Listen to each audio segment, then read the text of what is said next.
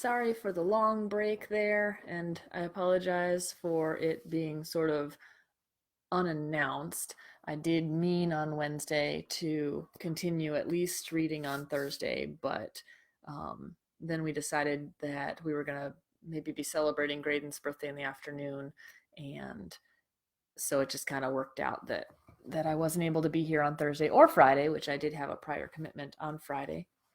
So, anyway, but I'm back. It's Monday. For those of you who have no idea how to keep track of the days of the week anymore, like me, I just filled in my April calendar with the dates and was like, I don't even know why I'm doing this because it doesn't matter. But anyway, we are surviving here. I hope you're surviving where you are. And I am excited to get back to He Whistles for the Cricket, my grandma's book, and read the next chapter. Chapter 10 is where we're starting today. And yeah, happy April. I think it was April the last time. Yeah, it was April the last time I was here. So only just barely, right? But now we're about 6 days in. So hope your April is going well. I hope you're having nice weather. And today we are reading chapter 10. So here we go. I'll just get started. And if you have missed the other videos, you can always catch up. Just go to my page and click videos, and they're all right there in a nice, easy, and I've labeled them so that they should be pretty easy to find which one's first. I'm also trying to get them up on Instagram and YouTube so that people can watch them a little bit more easily. So anyway, here we are, chapter 10, The Comfort Wherewith We Ourselves Are Comforted. The Greens and the Johnsons had gone to the county fair at Redney together, where Mr. Green and Mr. Johnson planned on watching the tractor pulls, while Mrs. Green and Mrs. Johnson watched the judging of the homemade pies, cakes, fudge, and preserves. Greg and Tom had been to the fair the day before, and now Mr. Johnson reminded Greg to fill the gas tank of the truck and to finish the chores before evening set in. The Johnsons drove, waving goodbye to Miriam, who would wait for Jeff to return from mowing the Johnsons' fields. Not long after, Jeff came in from the field, ashen white, and calling for Mr. or Mrs. Green. Miriam hurried in response to the imperative sound in his voice. She saw him on the sun porch, wrapping a dishcloth around his left hand. I cut my finger bad, Mir, he told her. It was obvious by the blood quickly soaking through the rag. This caused her to gasp, but she swallowed quickly and rallied to the need. What happened, Jeff? It helped her to be running for cold water and more cloths as she asked. I stopped the tractor because the sickle bar was jammed. A rock was caught between the teeth, so I pushed it out with my fingers. I had to push it hard, so hard that when it moved, my fingers pushed down between the cutting teeth. Jeff shuddered, and they came together. Jeff knew, now that it was too late, that if he had released the tension on the sickle bar, the teeth could not have come together. Miriam had filled a pan with cold water, and she carried it to Jeff, sloshing hurriedly on the way. He was sitting down now, looking whiter than ever. By the cloth, it was apparent that he'd lost considerable blood. She remembered to say, "Put your head down between your knees, Jeff." He followed her direction, weakly, but obediently. I think the bleeding's nearly stopped now, Miriam, he encouraged her. He was sensitive to how his injury might affect her. She, in turn, took heart from this expression of selflessness. As the water soaked the towel off the torn flesh, she asked to see. He raised his hand from the water and was more horrified than she was. The tip of the index finger on his right hand hung limp and was badly cut. The middle finger hung nearly severed. It looked crushed, as though it didn't belong to his hand. Oh, Jeff! The distress in Miriam's voice helped, strangely. Instinctively, Jeff sought to support his little sister. I'll be okay, Mir. Only, we have to get some help. I'll go to the Johnsons. They can drive us to town. Then she remembered that they were in Redney with the Greens and weren't planning on being back until 8 o'clock. I think only Greg and Tom are home. Shall I go, Jeff? She was frightened then and undecided, but Jeff was able to think for her at that point. Yeah, better see if they can come over, or go for help or something. Jeff had put his head back down between his knees, and Miriam put her hand on his head the way she'd seen her mother do when one of them was sick. Then she ran next door, Moses following right behind. "Try not to faint, Jeff," she called ineffectually. "That's what I'm trying. Hurry, okay?" he called back weakly, but with enough strength in his voice to push her on over to the Johnsons'. She knocked at their back door, but no one answered, so she ran to the chicken yard and found Tom gathering eggs. "Jeff hurt his hand bad, Tom. He's bleeding. One finger's nearly off." Tom was sufficiently impressed. "I'll go get Greg," he said, and ran to the barn, yelling for Greg as he went. "What's up?" Greg asked, realizing the urgency. Tom answered for Miriam. "Jeff's hurt his hand. Needs a doctor." The three of them ran back to the greens. Jeff was sitting back against the wall, looking sickish but controlled. "Need some help. Think you can drive me to town, Greg?" he asked. "No, I can. No license, but I can get you there." There wasn't time even for pride in his ability. They both knew he could handle a tractor or a truck as well as Jeff could. He'd been doing it for so many years already. "I'll go for the truck," he said, and left. In a few moments he was back in the drive, and Miriam held Jeff's good hand and insisted he lean on her. Tom opened the passenger door of the cab for Jeff and closed it when he was settled, head back against the seat, looking ghostly white to the three of them. "Come on, Miriam," Tom instructed. "You and me and Moses will ride in the back." Greg backed out of the drive and headed for town. About 3/4 of a mile down the road, as they were passing the Zenders' farm, his dad's reminder came back to him. He had not remembered to fill the gas tank, and he knew that what was in the tank would never get them to town. He looked over at Jeff, 3 years his senior. Jeff's eyes were closed, and he looked so helpless, Greg didn't want him to even know there was another problem. His first thought was to park and run the 3/4 of a mile back for gas to fill up so that they could get to town. He pulled over to the side and got out without saying anything to Jeff, who appeared to be sleeping. He hitched up on the running board and said to Miriam and Tom in the truck bed, "Need gas. I'll go back for it." Tom said, "That'll take at least 15 minutes, Greg." "Best I can do," Greg answered, angry at himself and at Tom for most any comment that could have been made at that time. Excuse me. Miriam said, distressed at the delay, "Well, let me go ask the Zenders. Can you back up into their drive? It'd be quicker." "The Zenders? What could all that do?" Greg muttered. It was closer, though. "Let me try," Miriam said, confident that this was worth a try. Greg got back in the truck and backed up into the Zenders' drive. Miriam got out without the hesitancy which might have prevented such a call on another occasion. Hank and Abe both came out, pugnacious, but interested. They waited for her to speak. "Hank," she seemed to know he, being older, would have the authority, which consideration he recognized. "My brother Jeff's hurt bad. We need some gas. Can we borrow some?" Hank also recognized the fright in her voice and the appeal. He looked hard at her, undecided. Nero stood behind him, alert to the sound of the truck, to Moses in the back with Tom, to the tension in Hank. Instinctively, Miriam went down on one knee and extended her hand to him, waiting for Hank's answer. Nero moved forward, and just as instinctively responded to the gentleness so foreign to his experience. He licked her hand. Hank saw this brief transaction. He made his decision. "Go get the gas can, Abe. Be sure it's filled up," he ordered. "How bad's he hurt?" he asked then, and together they hurried to the truck. "Let me see your hand," he said to Jeff. Jeff uncovered the damaged hand as best he could without tearing the towel from the dried blood. Greg looked, too, and for the first time saw the injury. He shuddered, as Jeff had, and looked away. Hank looked at Greg. "Want me to drive?" he asked. "Nah, I think it'll be okay. Come along, though, in case I get stopped?" The offer on both parts was gracious, and not awkward in the extremity of the situation. Abe was there in a minute with a 5-gallon gas can, filled to the top. He lifted it heavily and poured it into the tank. Tom put the gas cap back on. "Hop in?" Tom asked Abe, and Abe returned. "Sure."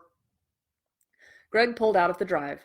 3 in the cab, 3 in the truck bed with Moses settled on the floor. They headed for town. It had been about 10 minutes from Miriam's call for Greg and Tom, but now it seemed a long time ago to Miriam. Abe said, "Rabbit bit off the tip of my little finger once." He held it up, and Tom stared appreciatively. Miriam, however, looked beyond it. She heard Tom say, "How'd that happen?" He was impressed, and Abe was glad to embellish the incident of severance. "I was just a little kid," Abe said, and Tom nodded knowingly. I stuck my finger into the rabbit cage, and the big buck bit it off. Hurt like crazy, but it surprised me more. Ran screaming to my mom, and she drove me right to the hospital. When we got there, she was worse off than I was, and the nurse told her she should have brought the piece of the finger with her.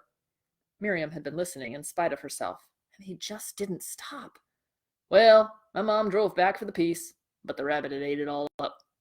Oh, Abe, shut up. You're making me sick, Miriam's voice raised, and when the boys looked at her, they thought she looked like she meant it. She was greenish. It's okay now, Abe encouraged. He looked at Tom, and they seemed to agree. Girls. But under the circumstances, they changed the subject. Before more sordid and fitting recollections could be exchanged, they were at Doc Williams's office. Everyone got out, and Greg opened Jeff's door for him. At this point, Miriam took over. She was family, and rightly took her place as small nurse mother. With some small authority and tender solicitousness, she led Jeff to the receptionist and did the careful explanation. The nurse approved the treatment thus far. Well, you kids did very well, and we'll have him fixed up in no time. While she was talking, she was leaving to call Dr. Williams from another patient in the back room. In a moment, he was carefully unwrapping the damaged hand. What'd you do, Jeff? He talked busily and kindly as he unwrapped. Jeff stumbled out an apology. My dad always warned me about releasing the tension bar before I'd put my hand in. I just forgot, he explained. He needed to acknowledge his foolishness himself before someone else could. This he was not ready for, though he felt he deserved it. Dr. Williams soothed. Jeff, I have never yet had anyone come in here with a smart accident. You just ask your dad how to have them for me, will you? Jeff smiled, and Miriam was so relieved. The nurse led her out and said, You'd better wait with your friends, honey. So Miriam sat in the lobby with Greg and Hank. Tom and Abe stayed in the back of the truck with Moses, who behaved like a gentleman through it all. Hank and Greg stood at the side of the building, waiting. After about half an hour, Abe and Tom walked with Moses to the corner drugstore and bought 5 soda pops. They asked for a paper cup full of water for Moses, who slobbered his appreciation, drinking from the cup as they tilted it for him. They finished their sodas, and Moses followed them back to the truck. Tom gave Hank and Greg each a soda and carried one inside for Miriam. The nurse was telling her it would be a while before Jeff would be all fixed up, and did they think they could get Mr. and Mrs. Green over? Miriam said they were at the fair in Redney with the Johnsons and weren't expected back for another 2 or 3 hours. Think anyone could go for them? The nurse asked. Miriam felt her stomach turn, knowing it sounded more serious than she had hoped. Oh, I think the Olneys would go, she said. The nurse told her that would be very good. Think these boys would take you to ask them, she asked. Tom said, Sure. Come on, Miriam, we'll get 'em. And together they left, carrying their pop bottles. Olney's garage was just up the street about a block. Greg drove there, beginning to be concerned about his driving to town and also about the gas gauge now that the crisis was settled. He was glad to pull into Olney's garage. Mr. Olney came out. Well, Greg Johnson, bit young to be about town, aren't you? It was a kindly but genuine question. Yes, sir. Jeff Green got his hand hurt bad. Had to get him into town for help. Doc Williams wants his folks. Mr. Olney said, They still up to the fair? Yep, that's why we're here, Greg answered. Well, he said thoughtfully, if you boys here mind the place for me, I'll run over to Redney and get them. It won't take long. Hank Zender, how old are you now? Hank didn't answer, You're older than I was last year at this time. He wasn't smart alecky at all. Instead, he answered, 17, same age as Jeff. Good, Mr. Olney came back. If anyone comes by here, you just sit on 'em till I get back. You hear? Mr. Olney's instructions indicated a trust, and this gave Hank a vote of confidence. After Mr. Olney had left for Redney, Greg was amazed at Hank's apparent friendliness, even willingness to sit and talk with him. Seemed like working together, he might be halfway decent. Greg and his dad worked together a lot now, and were really good friends. Maybe Hank just needed someone he could be friends with, too. Think Jeff's finger can be sewn back on, Hank? He asked. Dunno. Looked bad to me. Only lose one knuckle, probably. He was looking at his own hand, stretched out. Then he got up from the cement stoop in the entranceway of the garage and went inside. Greg watched him go in, but in a minute he was back outside with a broom. Maybe we could sweep up. It'd pass the time. Abe, you and Tom go and get some more soda pops. He was used to taking charge, but he generously reached into his pocket for coins and handed them to Abe. Greg moved a stack of tires and straightened, while Hank swept. Miriam sat in the back of the truck, watching for Mr. Olney's return, while Abe and Tom started down the road. Moses started to walk with them, and Miriam, distracted with her thoughts, let him go.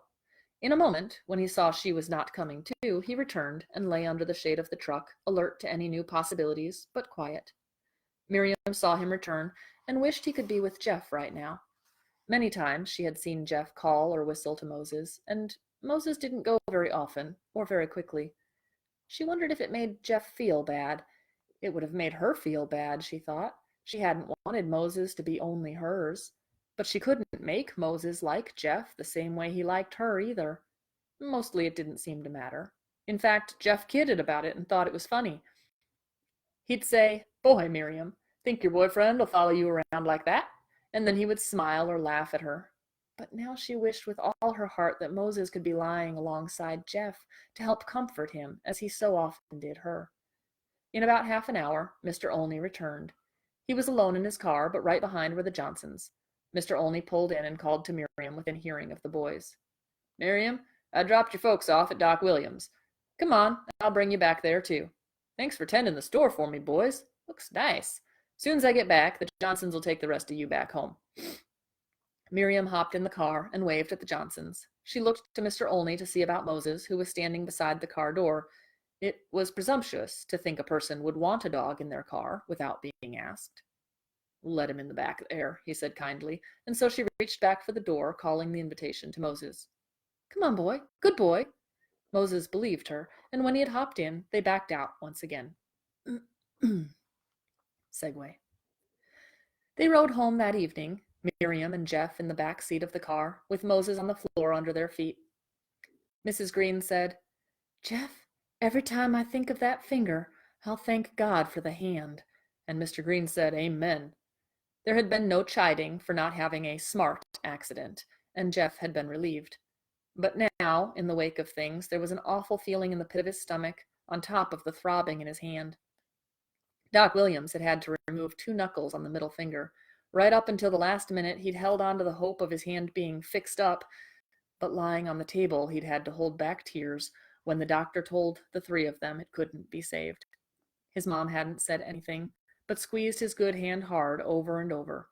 His dad had said quietly to Doc Williams, "You just do what you have to do, Doc."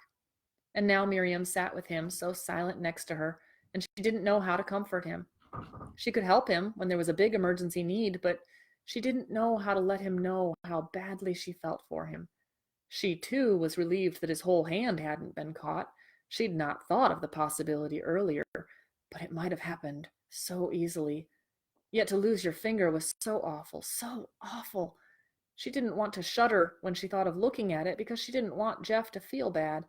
She remembered what Mrs. Cheney had said about receiving comfort. But how could you give it? Sometimes, she had said, it was with words, and sometimes without words. "How, Jesus?" she asked half audibly. Just then, Moses looked up, responding to what was almost her sigh. His head leaned toward the source as best he could maneuver in the cramped back seat. He rested his long, sympathizing face across Jeff's knee. Excuse me.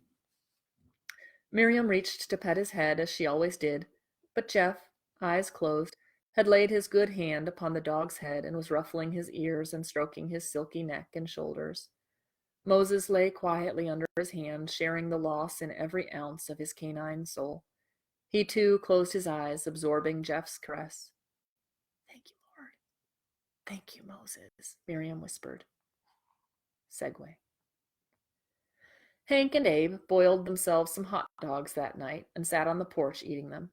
They tossed one to Nero, who swallowed it whole and waited, alert for another contribution. "Jeff's okay," Hank said. "Too bad about his finger." "Ah, he'll get over it all right." "I did," Abe offered condescendingly. Together they went in, without a surly comment. They even soaked the pan in the sink and put the mustard away. Thanks for joining me today, and I will be back tomorrow. So no accidental mistakes on that this time. I will be back tomorrow at 2:30. I hope you're enjoying the story. Have a good day.